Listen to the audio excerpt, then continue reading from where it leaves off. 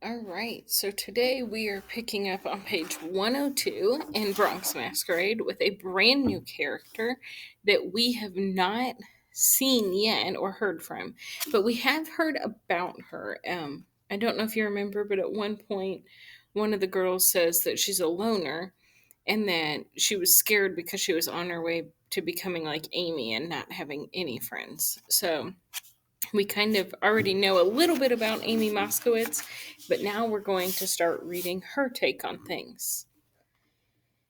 Amy. The name is petite, like me. It's also soft. I'm not. Just ask Tyrone, or Deandra, or Sterling.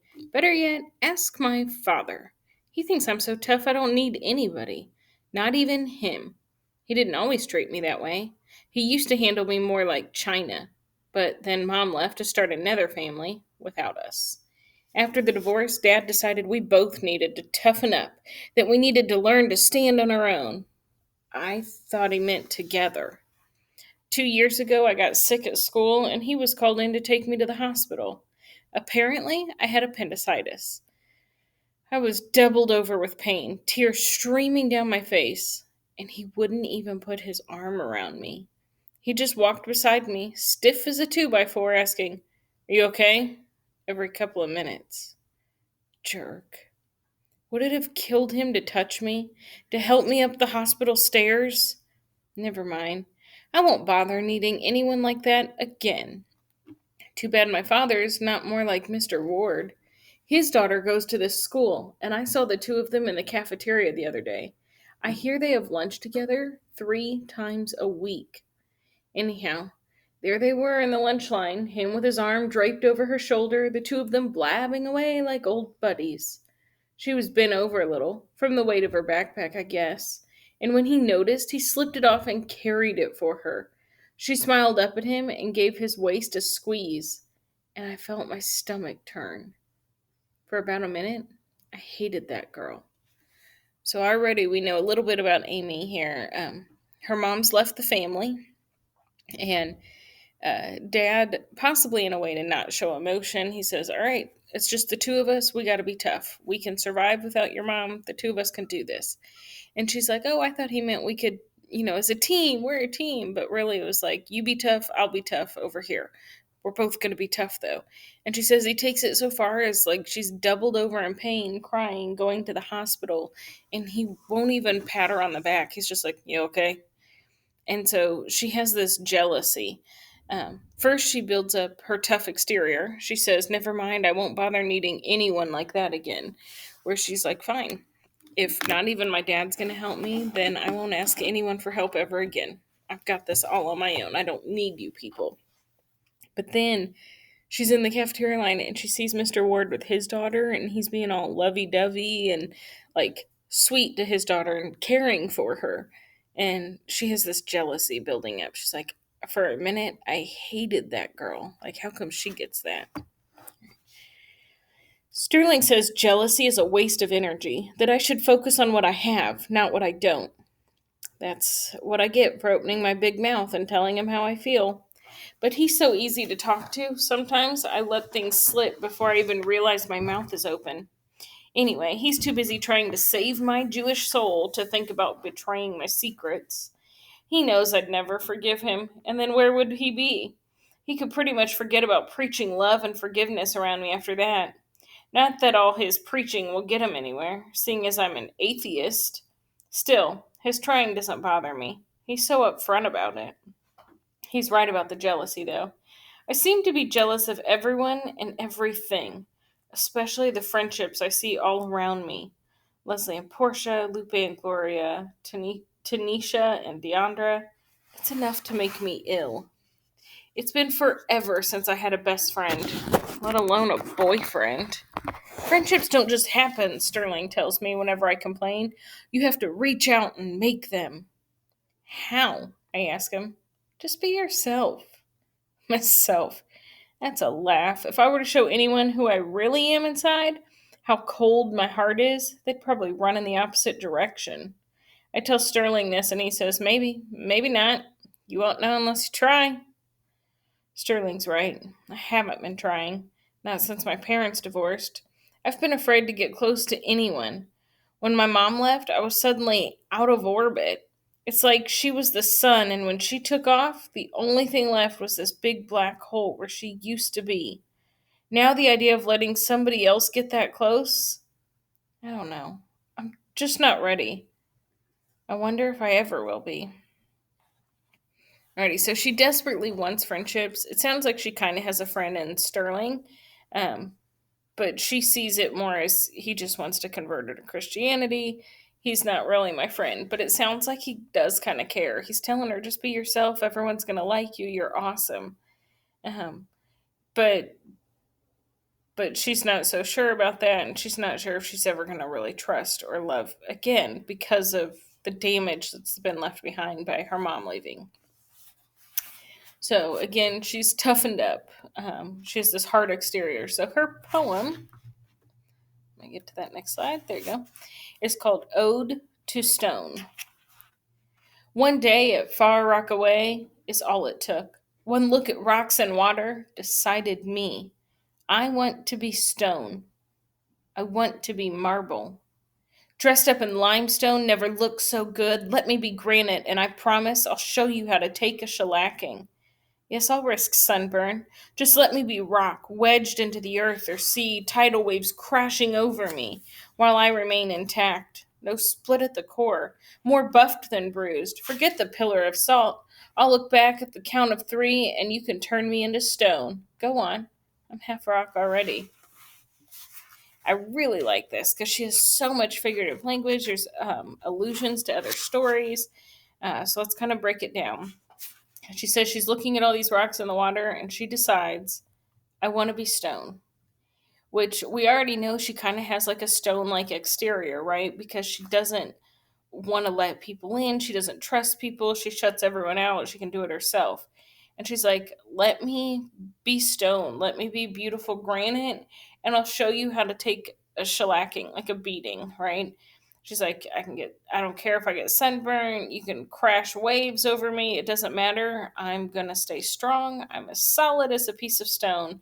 Nothing can hurt me, which isn't really true. We know that she does hurt, that she does have feelings, but it's like this cold exterior she's showing.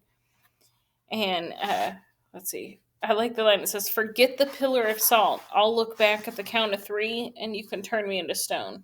Which this is an example of an allusion, which is where an author alludes to another story or another piece of literature. And for those of you that don't know, because this is a religious thing, in the Old Testament and the Bible, Lot and his family were leaving Sodom and Gomorrah, and God said he would let them escape, no problem, as long as they didn't look back. They didn't regret their decision, they just kept on going. And they get almost out, like almost completely gone, and Lot's wife can't resist. She turns around and looks back one last time, and when she does, she is turned to a pillar of salt right there. So she says, forget the pillar of salt. When I look back, you can turn me into stone. She's like, go for it. And she says she's already half rock. She's halfway there. All right, Tyrone. Man, that girl is as cold as the snow on the ground. Somebody must have put a hurtin' on her. I want to be stone. Can you get next to that? I felt that way a couple of times. Once when the undertaker carried my pops out of here. Another time when my girlfriend left me for my supposed to be homie. Both times I remember wishing I couldn't feel the hurt, wishing I could just cut my heart out and be done with it. But I like the way Amy said it. Let me be stone.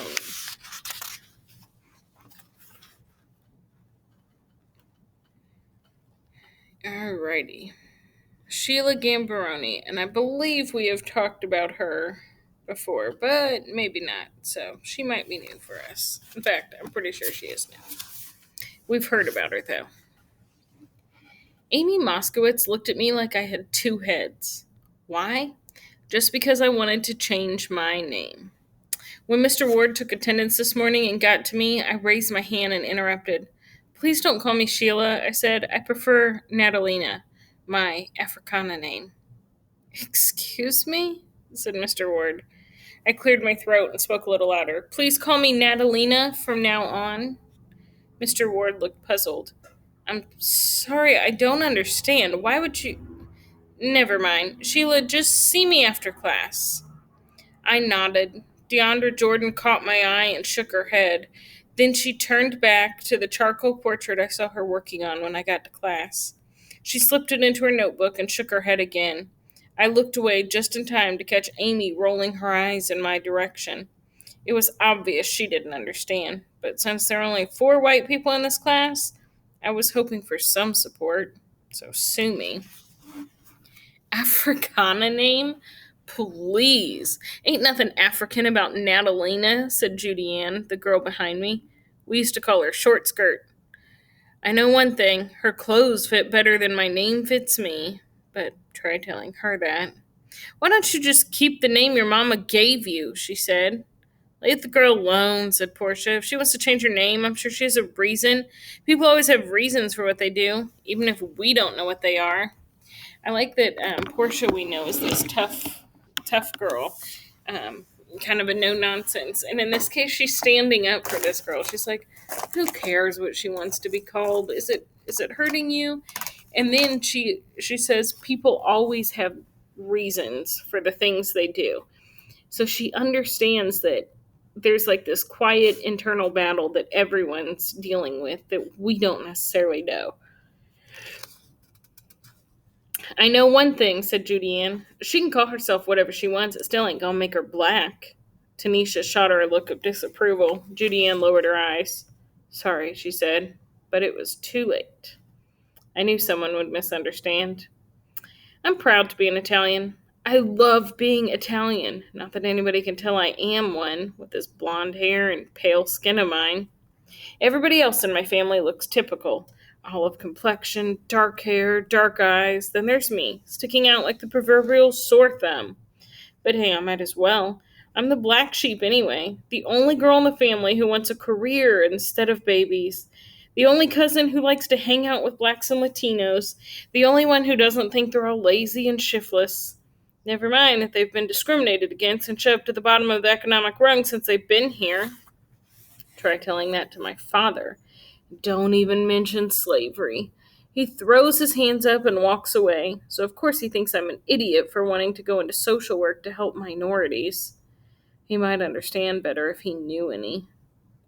It's 10 years since Dad took over the neighborhood pizza parlor from Uncle Tony. You'd think by now he and my mother would have taken the time to get to know most of their customers, not just the white ones. Maybe they're afraid to get too close to someone who might actually hug them. Heaven forbid. It seems the only Gambaroni willing to show affection is me. How weird is that? Some days I wake up wondering if I'm adopted. I try my life on like a dress and it doesn't fit. I know this life is mine because the label has my name on it, but what kind of name is Sheila? It doesn't tell you who I am or where I came from. Sheila could be anybody. That's why I wanted something more Africana. Okay, so maybe Africana isn't the right word. But I definitely want something more ethnic. A name that tells a story. A name with roots. That's what I want people to understand. After English, I met with Mr. Ward and explained all of that, or enough of it to satisfy him anyway. Okay, he said, then I'll see you tomorrow, Natalina. It was all I could do not to give him a hug. All right, so Sheila's family we know is Italian, very strong Italian. Italians, generally speaking, especially like New York Italians, are kind of loud.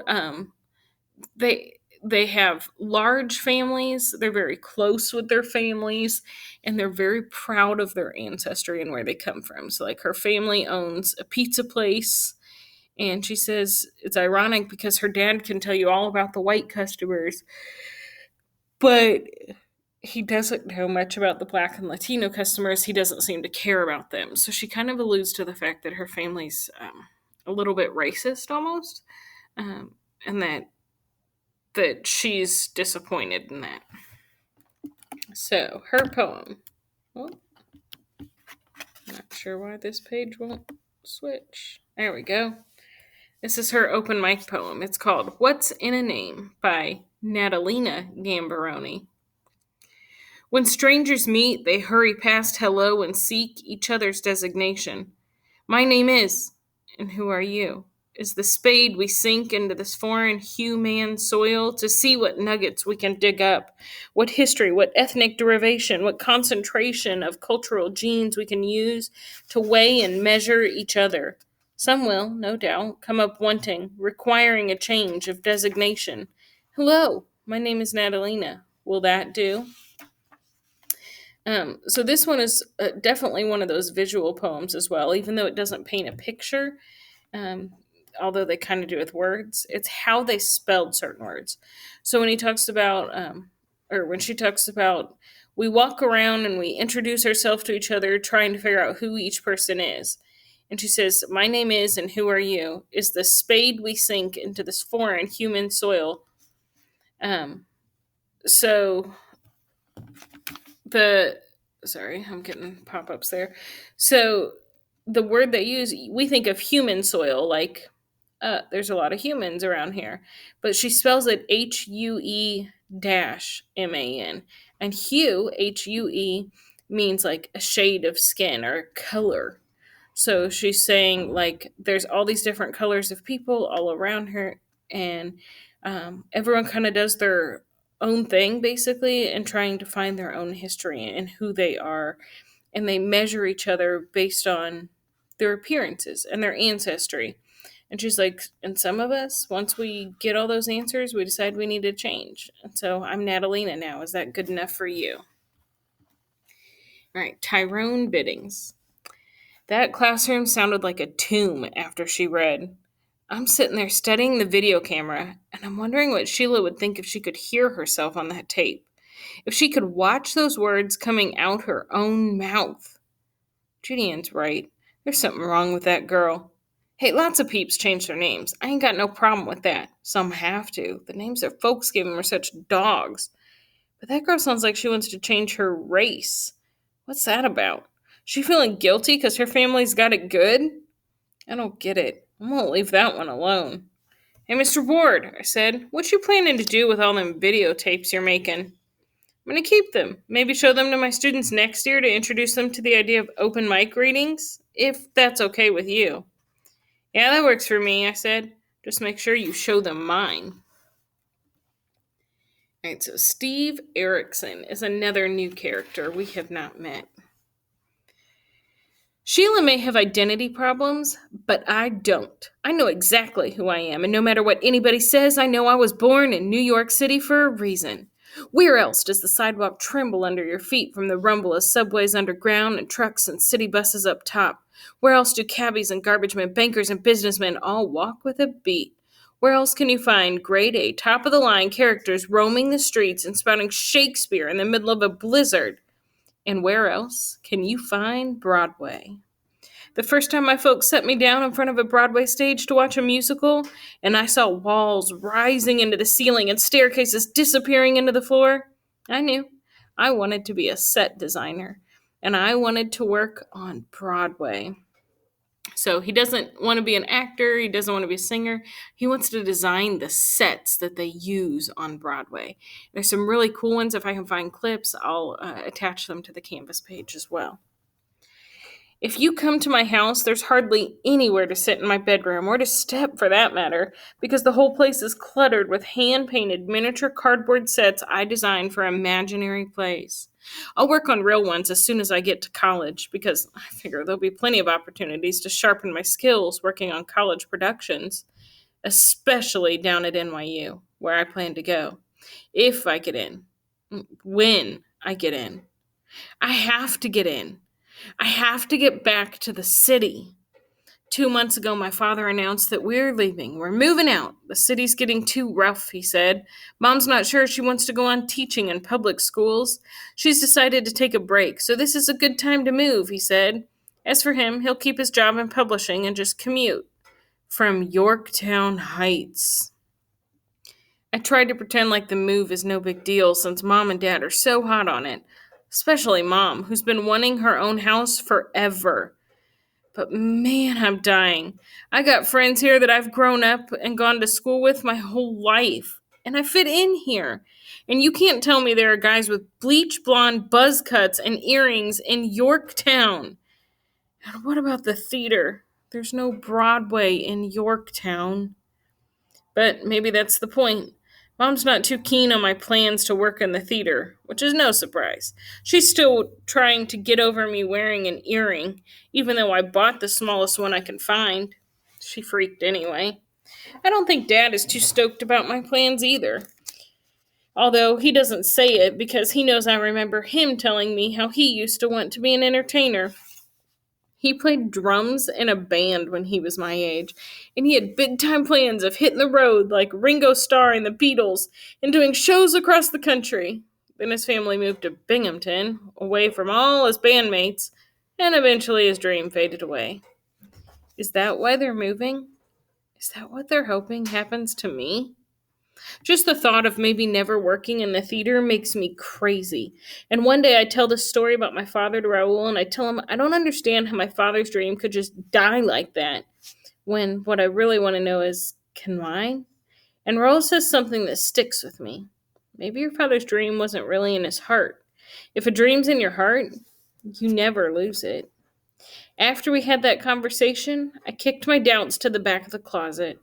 Well, almost. I still go in there now and then. Part of me continues to be afraid of following in my father's footsteps. These days, though, I try to concentrate on keeping my grades up so I can get into NYU when the time comes. Because one thing I know for sure is that my dream is in my heart. I've got 2 more years of school to go. 2 more years to hold on to my dream, and 2 more years of open mic Fridays. Well, 1 year and a couple of months. This year's going by so fast. I hope I'll still have a chance to do open mic next year. They're so popular now, every kid in school wishes they were in Mr. Ward's class. I can't blame them. We got a good thing going here. People need to know about it. We're sick of the negative press teenagers get all the time. Apparently, somebody at the Bronx Insider agreed. Mr. Ward said they're sending a reporter to cover our next open mic Friday, and it should be a monster. Mr. Ward invited a real poet to come speak to us and to read some of his work. And it's not an assembly exactly, but Mr. Ward is having us meet together in the multi-purpose room for the special presentation. Pedro Petrie is the poet's name. He's in this book called The United States of Poetry, and somebody said he's a reverend. Sterling must be stoked. Anyway, I'm looking forward to hearing him. Poetry's the coolest thing we got going in this school now. Maybe I'll still be around next year to enjoy it. Whether I finish up school here or in Yorktown Heights depends on my folks. Either way, there's a set designer's job on Broadway with my name on it, and I'm not giving it up for anybody. So this guy for sure has a dream. He knows what he wants to do. He wants to work on Broadway. And even though his parents are planning on moving and all that, he's like, no, this will work. I'm going to make it happen. I'm not giving up. So his poem is called Doubtless. When I was 7, I looked to heaven and dreamed of going to the moon, but pretty soon somebody came along to change my tune. They put me down. Bang! There my dream lay on the ground. Thank God. Eventually I came around and dreamed another dream. At first it seemed a good idea to hide it, confide it to absolutely no one. But that was no fun. Besides, I realized I couldn't. The joy it gave me just wouldn't be stopped up. It popped up at the most inconvenient times, effervesced in all my rhymes. But hey, joy is not a crime, though some people make it seem so. Does anybody here know what I mean? You share your dream, and right away people laugh, try to dissuade you, do what they can to plant a seed of doubt. Listen, you've got to root it out, laugh last, push past, pursue, be you. Whatever that is, dream intact, and don't look back. Don't look back. Don't look back. And if you move, remember, pack your dreams. They're portable. So he writes about his dreams, about what he's always wanted to do. And that, he started out wanting to be an astronaut, basically. He wanted to go to the moon. And he's like, but somebody kind of crushed that, told me it was impossible. And he's like, which was really sad at the time, but thank goodness, because eventually I learned, that's not what I want to do. He said, so when I got my next dream, I decided not to tell anyone. I didn't want to be shot down again. And he goes, but eventually I was like bursting at the seams. I had to tell people. It was so overwhelming. So he goes around telling people, and he says, who cares if people laugh at you for your dreams? Who cares if people make comments about how you can't do it? He's like, all they're trying to do is talk you out of your dream, but don't let them do it. Push past it. This is your dream. Don't look back. Go for what you want. And if something changes in your life, dreams go with you. If they're portable, if they're truly in your heart. And he's like, that's what I've got. I've got a dream and I've got to stick with it. So this is Tyrone's response. Either that boy's been hanging out with some brothers, or he wish he had. He must have grown up around here the way he talks. But I hope he ain't studying on hanging out with me. We can peacefully coexist, but I don't have no white boys in my crew. He ain't half bad, though. Pedro Petrie must have thought so, too, the way he clapped when Steve was done. It was kind of cool having a published poet in the audience. First he read to us, then we read to him. He really listened to us, too, like we were equals. I bet Petrie's partly why that reporter came out to our school. Not that the Insider is the Times or Daily News, but hey, it's better than nothing. At least they're interested in the good stuff going on in our neighborhood. Of course, I thought they would send in a brother, but they sent this white guy. Ain't no telling what kind of piece he'll write about our stuff. Somebody should have told him it's a long way from Shakespeare. He talked to Reverend Petrie and Mr. Ward mostly, but he took notes the whole time we were reading, and his photographer snapped a bunch of pictures. He definitely got one of me. He didn't say which ones they'd be using, though. He got down everybody's name, just in case, and so he'd have them for the captions. Hope he spells my name right. Be just my luck I get in the paper for something good, and they misspell my name. The paper comes out next week. See if I ain't the first one at the newsstand. And that's the bottom of page 122, and that's where we'll be stopping today.